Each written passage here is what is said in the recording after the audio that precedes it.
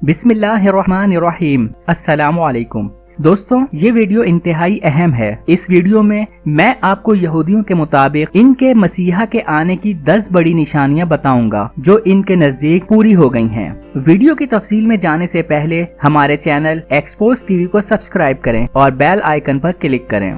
गुज़िश्ता हफ्ते यहूदियों के एक बहुत बड़े एक्टिविस्ट और इसराइल डॉग यूनिट के बानी बेन याकूफ ने ऐसी 10 निशानियां बताई जो इन कदीम अलामतों में से पूरी हो रही हैं। इनके मुताबिक पहली पेशनगोई जो पूरी हुई वो ये है कि जवान बूढ़े को शर्मिंदा करेगा। उन्होंने कहा, मेरे मुताबिक ये कदीम निशानी इस कोरोना वायरस की वबा में पूरी हो रही है, जिसमें सिर्फ बूढ़े शिकार हो रहे हैं और वो कुर्बानी दे रहे हैं। दूसरी निशानी जो पूरी हुई वो बाइबल स्कॉलर्स यानी उनके उलमा का इंतकाल है। बेन याकूब ने निशानदही की कि हैरत अंगेज तौर पर कदामत पसंद रबियों की एक बड़ी तादाद कोरोना वायरस के हाथों अपनी जिंदगी से हाथ धो बैठी है। उनके मुताबिक तीसरी निशानी महंगाई में इजाफा है। बेन याकूब ने वजाहत की कि खाना दस्तयाब है, लेकिन कर्फ्यू और तन्हाई की वजह से लोग खाने की चीजों की खरीदारी के लिए आसानों से स्टोर्स पर नहीं जा सकते और महंगाई में इजाफा हो रहा है। उन्होंने मजीद कहा, मसीहा तब तक नहीं आएंगे जब तक कि हमारे पास ये सूरत हाल पैदा ना हो कि हम बुनियादी खुराक की तलाश कर रहे हों। हम यूरोप और पूरी दुनिया में खाली स्टोर्स में खाली शेल्फ देख रहे हैं। उन्होंने दावा किया कि इटली में सुपर मार्केटों और खाना मुहैया करने वाले अफराद को लूटा जा रहा है।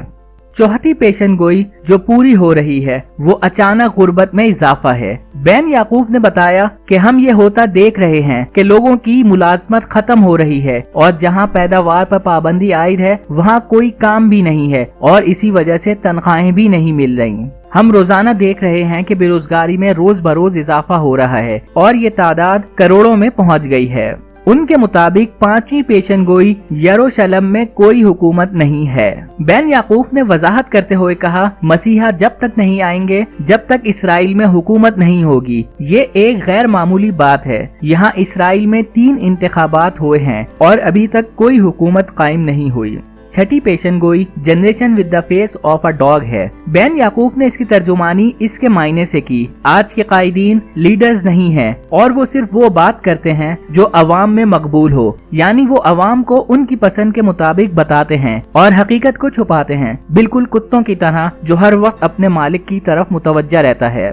उनके मुताबिक 7वीं पेशनगोई परेशानियों की लहरें हैं। बेन याकूब ने एक के बाद एक परेशानियों को लहरों से तजवीज़ देते हुए कहा कि परेशानी की अगली लहर आएगी जो पहली लहर से भी बदतर होगी। उन्होंने कहा, अलमिया एक नदी की तरह आ रहा है जो बहता रहता है। ये इस बात की अलामत है कि छुटकारा जल्द आने वाला है। दोस्तों, ये बात तो दीन इस्लाम में भी है कि दज्जाल की आमद से कबल फितने इस तरह आएंगे जैसे तस्बीह टूट के उसके दाने बिखरते हैं।